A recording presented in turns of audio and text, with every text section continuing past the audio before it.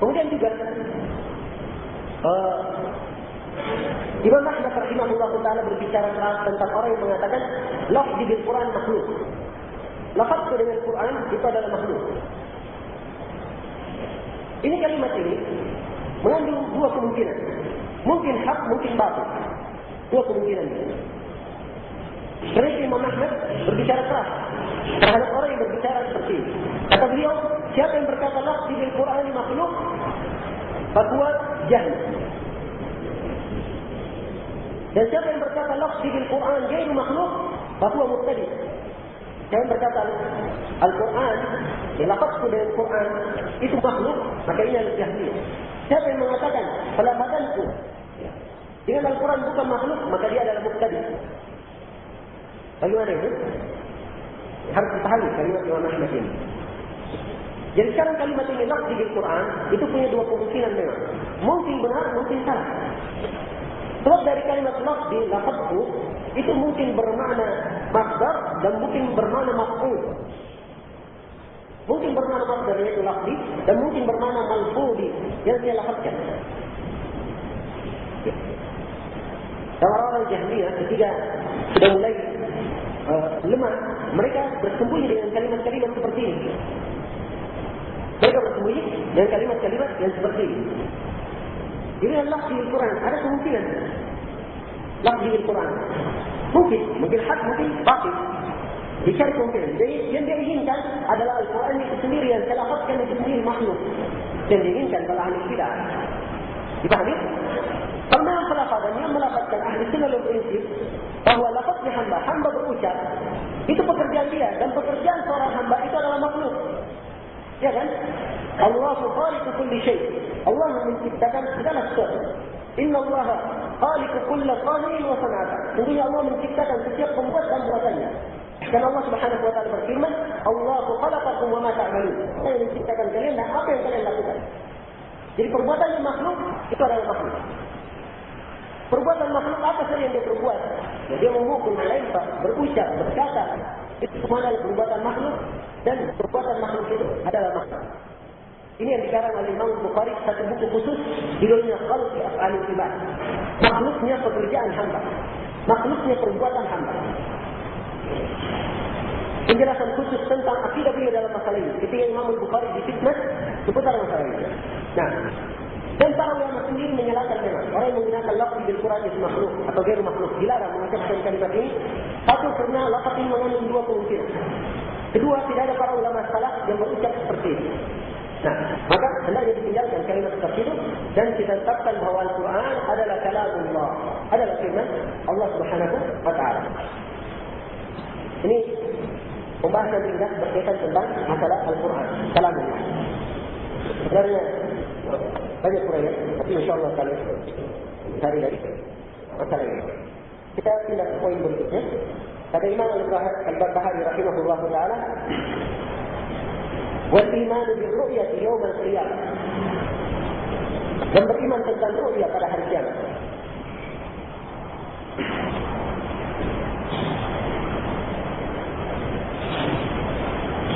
Yarawna Allah azza wa jalla bi absari ru'usihim. Mereka melihat Allah azza wa jalla dengan mata-mata kepala mereka. Wa huwa yuhasibuhum. Dan Allah menghisab mereka bila hijab wala turjuman, tanpa hijab dan tanpa perantara atau tanpa penerjemah.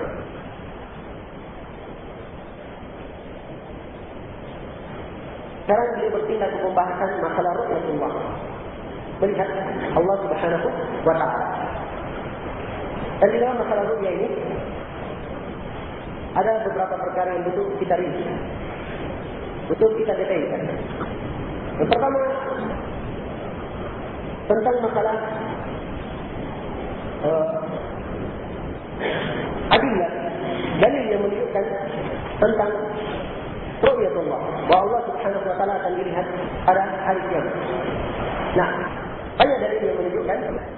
Itu kalau Ibnu Qayyim kita 8 dalil dan beliau menyebutkan hadis-hadis yang sangat banyak sekali dalam kitab beliau. Dia hadis arwah ila bilad al-afrah. Ya. Nah, Beliau menyebutkan banyak hadis yang berkaitan dengan itu. Di antaranya adalah firman Allah Subhanahu wa taala, "Wujuhun yawma idzin nadhirah ila rabbiha nadhirah." Wajah-wajah pada hari itu nadhirah. Nadhirah itu sangat indah, cerah, bergembira. Ila rabbiha nadhirah. Kepada Rabbnya mereka melihat. Kepada Rabbnya mereka melihat. Ini penetapan bahawa Allah akan dilihat. Dari dua ayat ini, dari beberapa sisi penetapannya. Pertama dikatakan ila rabbiha nadhirah. Melihatnya kepada Rabbnya. Kalimat nadhara dalam bahasa Arab, kalau dia pakai ila setelahnya, nadhara ila, itu bermakna melihat kepada. Kalau dia katakan nadhara fi, kalau pakai fi setelahnya, nadhara fi, itu artinya tadabbur. Pandang dan tadabbur. Kalau saya katakan nadhartu fil kitab, saya melihat ke Alkitab, saya tadabbur. Perhatikan kitab ini. Kalau tanpa ta'diyah, tanpa muta'addi, kadang bermakna menunggu. Kadang bermakna menunggu. Tidak ketika dibacakan ayat ini, dia katakan tidak, bukan melihat itu. Maknanya menunggu. Nah, ini salah dari sisi bahasa. Sebab dia muta'addi dengan huruf ila. Setelah nadhara ada kalimat ila setelahnya. Menunjukkan nadhara bermakna melihat. Ini yang pertama, sisi yang pertama dalam ayat. Kemudian yang kedua,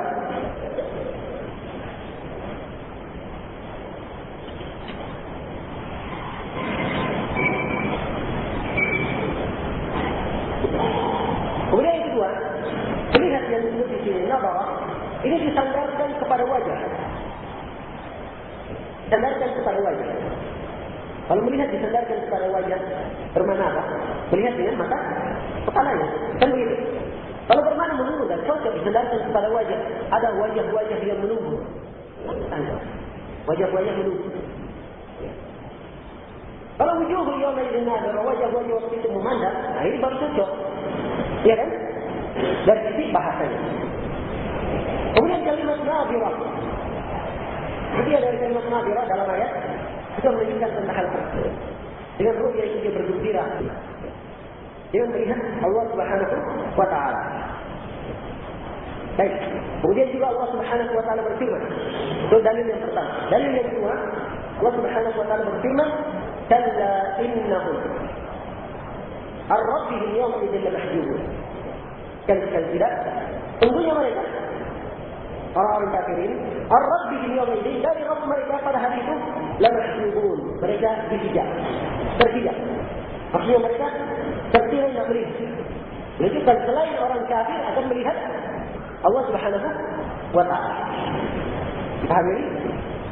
Iya. Yaitu kaum mukminin akan melihat Allah Subhanahu wa taala. Nah, dalil yang ketiga. Surah Al-An'am ayat 113. La tudrikuhul absar, wa huwa yudrikul absar. Wa huwa al-latiful khabir. Allah itu tidak bisa idrak. Tidak bisa diliputi oleh mata. Dan dialah Allah meliputi mata. Maka mata manusia. Dan dia pula yang maha latif dan maha khabir. Nah di sini dipakai berdalil dengan ayat ini oleh ahli sunnah. Dan ahli sunnah juga berdalil dengan ayat ini untuk mengatakan tidak ada ru'yah. Katanya di sini Allah itu tidak bisa diliputi oleh mata. Kalau begitu tidak bisa dilihat. Ahli sunnah berkata salah itu pemahamannya. Bahkan ini dalil menunjukkan bahawa Allah bisa dilihat. Sebab idrak itu maknanya adalah meliputi segala sesuatu dari segala sisinya. Itu idrak namanya. Kalau baru sekedar melihat, belum tentu idrak. Habis dikasih contoh oleh ahli sunnah dengan ayat Al-Quran di dalam surah Asy-Syu'ara ketika Nabi Musa dan kaumnya sudah dikejar oleh Fir'aun. Katakan dalam ayat falamma tara al-jam'ani qala ashabu Musa inna lamudrakun. Maka tatkala dua kelompok sudah saling melihat, baru saling melihat ya, maka berkatalah para pengikut Nabi Musa, sungguh kita akan diidrak. Sungguh kita akan diidrak. Jadi baru kalimat mudrikun.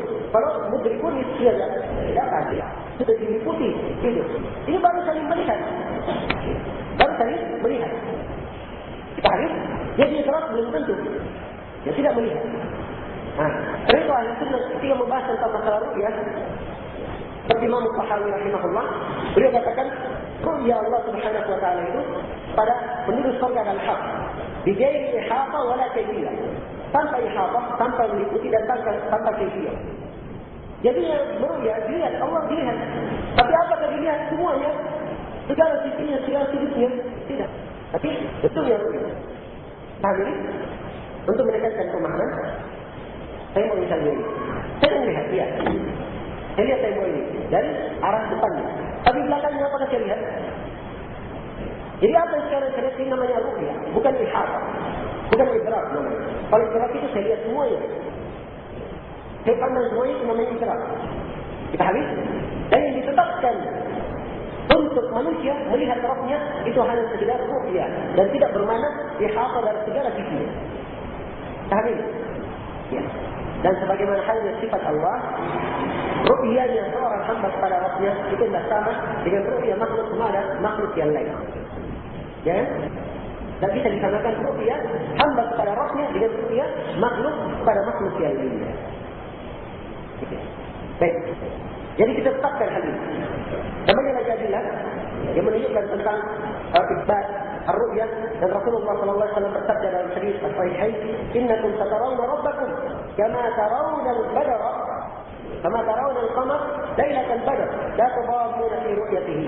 Sungguhnya kalian akan melihat Rabb kalian. Bagaimana kalian melihat bulan di malam purnama, kalian tidak terhalangi pun dalam melihat. Jadi kita diberi perumpamaan oleh Nabi itu. Ini perumpamaan ini dan tasbih, menyamakan, tapi taqribul afham, mendekatkan pemahaman. Dipahami?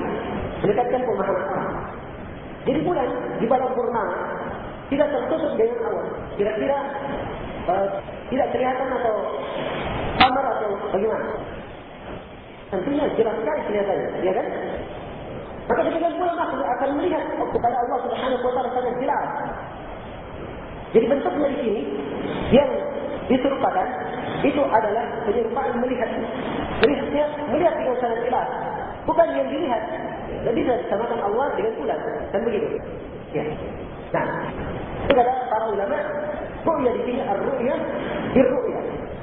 Bukan tasybih al-mar'i bil-mar'i. Demikian. Dari apa yang mereka lakukan. Nah, dan juga di dalam hadis Suhaib ibn Sinan ar-Rumi, dalam hadis dalam Sahih Muslim, ketika Nabi sallallahu alaihi wasallam menafsirkan lil ladzina ahsanul husna wa ziyadah, bagi orang yang berbuat kebaikan akan mendapatkan kebaikan dan tambahan. Apa tambahan ini? Ditafsirkan dalam hadis Suhaib bahawa tambahan ini adalah an-nazaru ila wajhillahil karim, melihat wajah Allah yang maha mulia. Melihat wajah Allah yang maha mulia. Nah, melihat kepada wajah Allah yang maha mulia. Jadi bahwa Allah akan melihat pada hari kiamat. Hadis Suhaib ini diriwayatkan oleh Imam Muslim dan dikritik oleh Imam Ad-Darqutni. Imam Ad-Darqutni. Dan Syekh Muslim juga beliau setuju menambahkannya. Cuma sebagian para ulama menyebut bahawa titik kelemahan kurang jelas. Sebab yang meriwayatkannya dari Thabit Al-Bunani adalah Hammad bin Salamah. Dan beliau adalah rawi yang paling kuat riwayatnya dari Thabit. Walaupun diselidiki oleh 4 orang, Hammad bin Zaid dan lain-lainnya, itu adalah riwayat Hammad yang dikatakan bahawa riwayatnya adalah yang paling sahih. Maka afdalnya seperti yang dikatakan oleh Imam Muslim, hadisnya sahih, karena itu hanya masukkan di dalam Sahih Muslim. Ya. Baik.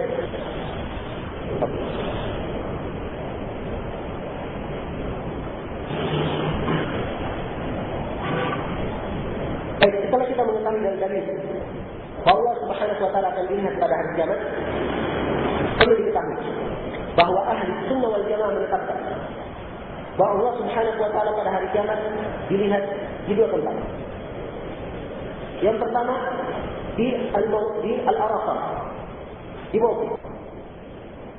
Di Mawqif pada hari kiamat. Allah Subhanahu wa taala akan dilihat oleh kaum mukminin. Nah, kemudian yang kedua di surga. Surga Allah Subhanahu wa taala. Ini ru'yah yang ditetapkan oleh ahli sunnah wal jamaah. Tidak ada silap di kalangan ahli sunnah. Ada Ada khilaf di kalangan ahli sunnah. Apakah ru'ya Allah di Arafat? Kalau di surga ya jelas ya. Buat kaum mukminin ya. Waktu yang masuk surga hanya orang yang beriman. Tapi di Mauqif, ya, di Mauqif, apakah yang melihat Allah di situ cuma kaum mukminin? Bagaimana dengan orang-orang munafik ini? Bagaimana dengan orang-orang kafir? Melihat atau tidak? Ini ada khilaf di kalangan ulama ahli sunnah dalam masalah ini. Panjang uraiannya. Yang jelas, perlu kita ketahui bahawa ada hadis menjelaskan bahawa Allah Jalla wa Ala akan datang kepada umat. Dan pada umat itu ada munafik, orang-orang munafik.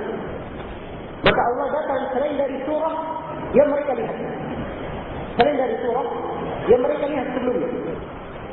Maka diperintahlah mereka sujud, mereka tidak sujud. Mereka berkatakan di sini sampai Rabb tadi datang. Selain dikatakan dalam hadis Al-Muttafaq alaih. Nah, atau di dalam Sahih Bukhari ya. Kemudian Allah Subhanahu wa taala mengingkap as-sa', mengingkap betisnya. Maka dikenallah oleh orang-orang yang beriman dan orang yang beriman sujud. Dan tersisalah orang-orang munafiknya, dan mereka ini dalam keadaan tidak mampu untuk membengkokkan punggungnya.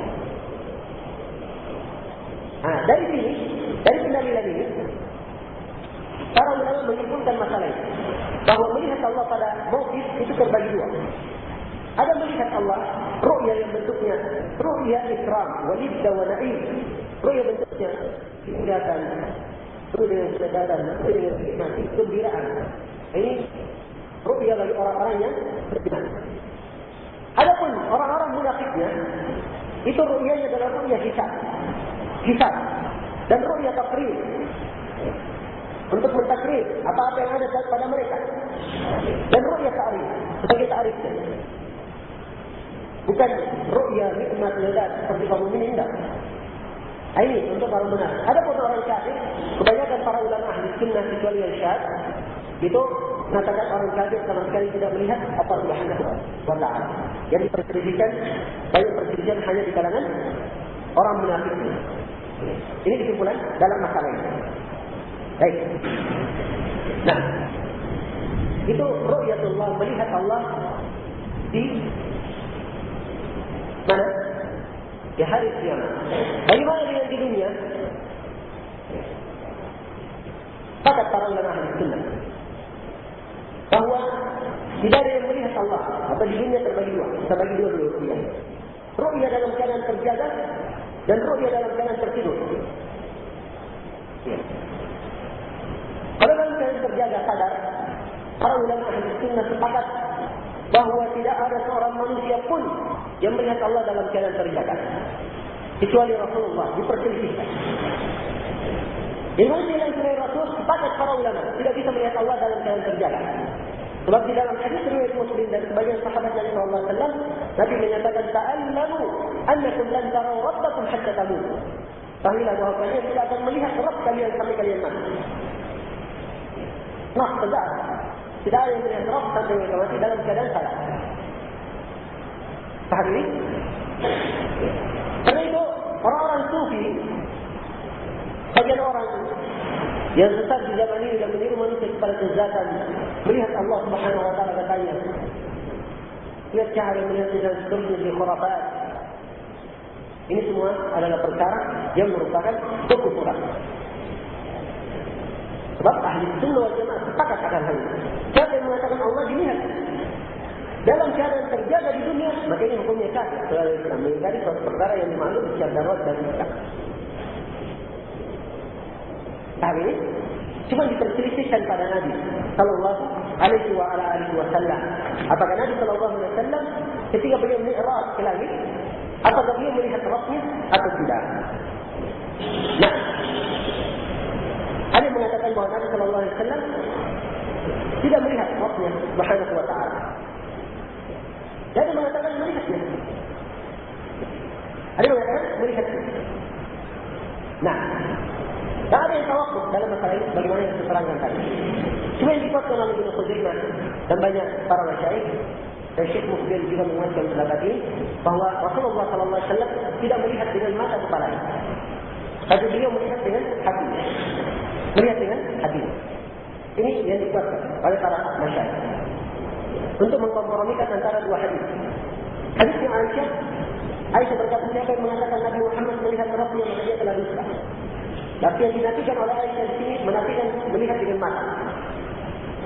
Adapun Ibnu Abbas, beliau riwayatkan Nabi SAW bersabda, "Ra'aitu Rabbi fi ahsani surah." Saya melihat Rabbku dalam surah yang paling indah. Ditetapkan. Para ulama mengatakan ini, dia dengan hatinya, melihat dengan hati. Baik, ini melihat dalam keadaan terjaga. Bagaimana kalau tidur? Mungkinkah seorang mukmin melihat Allah dalam keadaan tidur? Para ulama atau ahli sunnah wal jamaah sepakat tentang mungkinnya. Tentang mungkinnya hal tersebut. Bagaimana yang dinukil oleh Syekhul Islam Ibnu Taimiyah. Dan ini adalah fatwa Syekh Ibnu Utsaimin dan Syekh Mukbil 2 kali terdengar. Beliau beri fatwa bahawa ditanya, apakah mungkin seorang itu melihat Allah dalam tidurnya? Dia mungkin. Mungkin. Dan Ibnu Taimiyah menukil kesepakatan. Dikarenakan ahli sunnah tentang mungkinnya, dan kata beliau tidak ada yang mengingkari ini kecuali Jahmiyah. Orang-orang Jahmiyah. Sebab orang-orang Jahmiyah saking habisnya untuk menafikan ru'yah, sampai ru'yah yang dianggap oleh kebanyakan hampir seluruh kaum muslimin dan para ulama bersepakat diingkari oleh Jahmiyah. Nah, diingkari juga oleh Jahmiyah. Dan tidak ada yang mengingkari tentang mungkinnya Allah Subhanahu wa taala dilihat di dalam tidur kecuali orang-orang Al-Jahmiyah dan satu lagi. Ada orang di Balikpapan namanya Askari. Dia mengingkari. Subhanallah. Lihat asal manhaj yang rusak seperti itu. Muncul terus perkara-perkara yang rusak. Cari-cari kesalahan.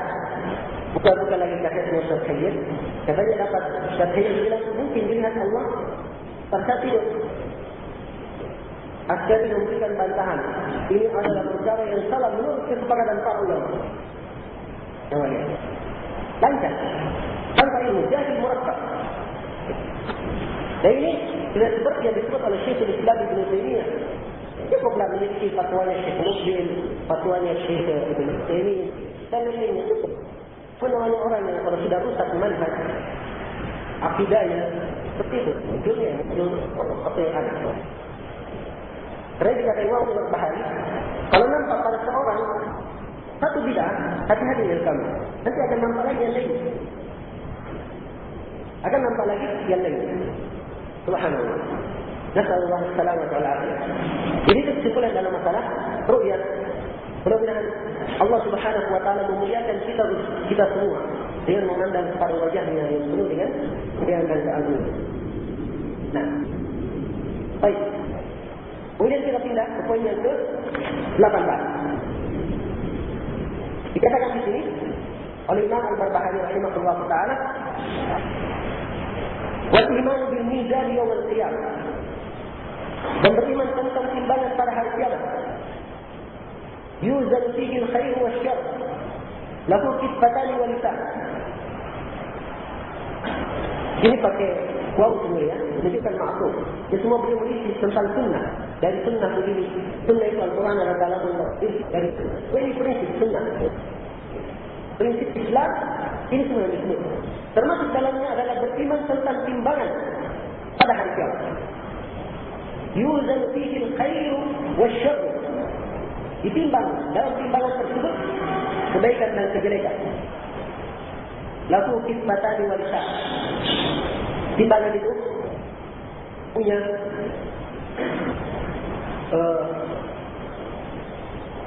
dua kismah, punya dua anak timbangan, dan punya lisan. Lisan yang menyandang timbangannya. Bukan lisan dalam arti lisan ya, tapi harus paham. Dalam bahasa Arab, timbangan. Anggaplah neraca sekarang bagi Indonesia. Di Indonesia yang mungkin neraca. Neraca, timbangan neraca ini. Di tengahnya itu kan ada penyangga, ya. Penyangga ini dalam bahasa Arab itu namanya lisan. Itu namanya bisa. Kita hari kita akan uraikan semua dalil-dalilnya ini. Kan beliau tetapkan harus diimani. Dia perkara yang harus diimani pasti ada dalilnya. Kan begitu. Baik.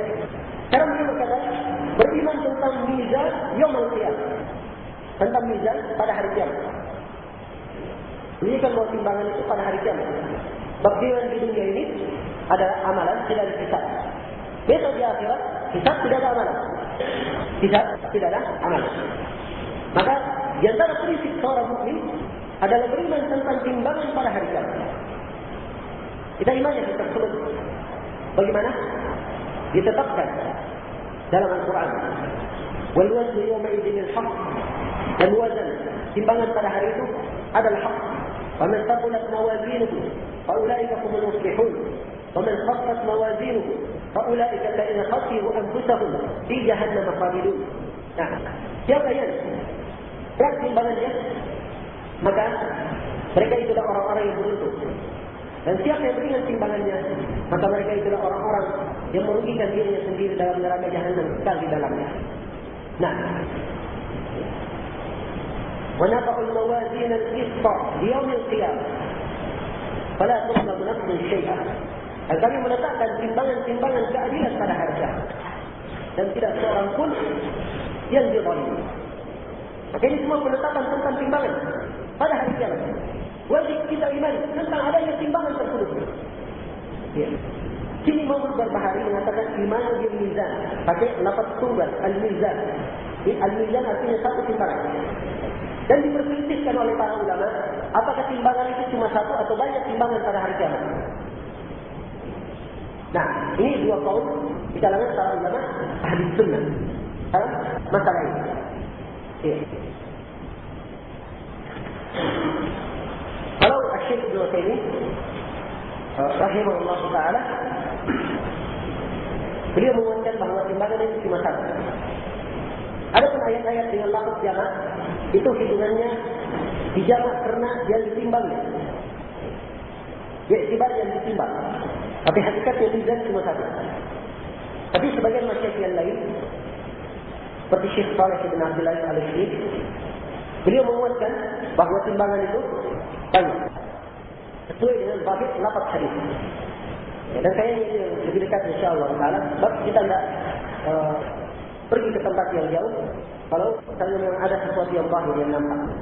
Nah, dalam hal ini dua pendapat di kalangan para ulama ahli sunnah. Dan tidak ada pertentangan sebenarnya. Kalau tidak ada sesuatu yang besar di belakang. Nah, jadi kita imani tentang masalah timbangan ini pada hari kiamat. Yuzanu fihi al-khair wa syarr. Ditimbang padanya kebaikan dan kejelekan. Ini kalimat ditimbang padanya kebaikan dan kejelekan. Tapi ya Imam Al-Barbahari menguatkan bahawa yang ditimbang itu adalah amalan. Kebaikan dan kejelekan itu adalah ibarat dari amalan. Dan memang kebanyakan dalil dari Al-Quran dan Sunnah menunjukkan yang ditimbang itu adalah amalan. Kebanyakan yang adil menunjukkan. Cuma ada dalil lain yang menunjukkan bahawa yang ditimbang adalah lembaran-lembaran catatan-catatan amalannya. Bukan amalannya yang ditimbang, tapi catatan amalannya. Seperti dalam hadis Al-Bitaqah diriwayatkan oleh Imam Ahmad dari hadis Abdullah bin Amr bin As, yu'ta bi rajulin yawm al-qiyamah, akan seorang lagi pada hari kiamat. Disebutlah hadis Bitaqah itu. Orang ini mempunyai dosa 99 gulungan dosa. Satu gulungan jauhnya sejauh mana memandang. Sebenarnya 99. Kemudian ditampakkan kebaikan itu. Yang ringkas hadisnya ditampakkan kebaikan itu. Kebaikannya cuma satu Bitaqah saja. Beri la ilaha illallah. Nah, dinaikkanlah 99 gulungan di satu anak timbangan dan Bitaqah ini satu ini di satu anak timbangan lain. Ternyata lebih berat Bitaqah ini. Nah, ini sisi pendalilan kita yang ditimbang itu apa? Amalan atau catatannya? Catatan amalan. Dan ada hadis yang lain menunjukkan jenis yang tidak ditimbang. Dan ditimbang langsung orangnya. Orangnya langsung ditimbang. Bukan amalannya, bukan catatannya, tapi langsung orangnya. Bagaimana hadis yang sahih itu? Ketika para sahabat tertawa, kita lihat lendeknya kaki atau betis Abdullah bin Mas'ud. Abdullah bin Mas'ud kata, radhiyallahu ta'ala, betis beliau ada kecil. Maka para sahabat tertawa. Karena Rasulullah SAW bersabda, "Tadhakun." Apa kalian tertawa? Kata beliau, "Wallahi nafsi biyadi, la tumakin mizan yaum al-qiyamah asfal min Uhud." Kata beliau, demi yang jiwa berada di tangannya, dua kaki cuma seperti ini, timbangan pada hari kiamat lebih berat dari dulu. Jadi yang ditimbang apa ya? Kakinya. Ya kan? Hadis lain. Hadis Abu Hurairah riwayat Bukhari dan Muslim. Yu'ta bi rajulin samilin yawm al-qiyamah. La yuzanu 'inda Allah janaha ba'udah. Didatangkan pada hari kiamat seorang yang sangat gemuk, tapi timbangannya tidak senilai dengan sayap lalat atau sayap nyamuk. Yang ditimbang di sini siapa? Orangnya langsung yang ditimbang. Jadi ini tiga dalil. Ada yang menunjukkan amalan yang ditimbang, ada yang menunjukkan catatan, dan ada yang menunjukkan apa? Orang yang langsung ditimbang. Karena itu ada khilaf di kalangan para ulama. Apa yang ditimbang? Jumhur ulama memang menguatkan amalan yang ditimbang. Cuma Syekh bin Baz di sebagian ta'liq beliau menguatkan sepanjang dalil menunjukkan tiga-tiganya, maka kita tetapkan semuanya. Tapi kita tidak ragukan bahawa memang kebanyakan yang ditimbang adalah amalan, sebab dalil sangat banyak menunjukkan tentang amalan. Jadi kesimpulan. Kemudian dalam masalah ini, bahawa yang ditimbang itu kadang amalannya, kadang catatannya, dan kadang orangnya langsung, tetapi dari dalil lebih banyak menunjukkan bahawa yang ditimbang adalah apa? Adalah amalan. Ini kesimpulan dalam masalah ini. Kemudian dikatakan lahu kifatan. Timbangan ini punya dua kifat, dua timbangan. Nah, itulah dalil yang disebutkan dalam hadis Bitaqah. Itu sisi pendalilannya. Di dalam hadis itu kan disebut catatan dosa-dosa yang ditaruh dalam satu timbangan, ditambahnya di anak timbangan lain. Iya. Ya kan? Maka dengan itu beratlah ditambah tersebut. Nah, dengan kalimat berat ini ditunjukkan ada penyangganya. Ya kan? Ada lisannya. Nah, maka dari sini ditetapkan oleh sebagian para ulama adanya lisannya. Walaupun sebagian masyayikh mengatakan ini betul dalil yang tegas, tapi tidak dipungkiri siapa yang menetapkan hal tersebut. Sebab memang zahir hadis Bitaqah menunjukkan timbangan itu punya lisan. Timbangan punya lisan. Diambil dari mafhum al-hadis. Hari ini? Ya. Baik.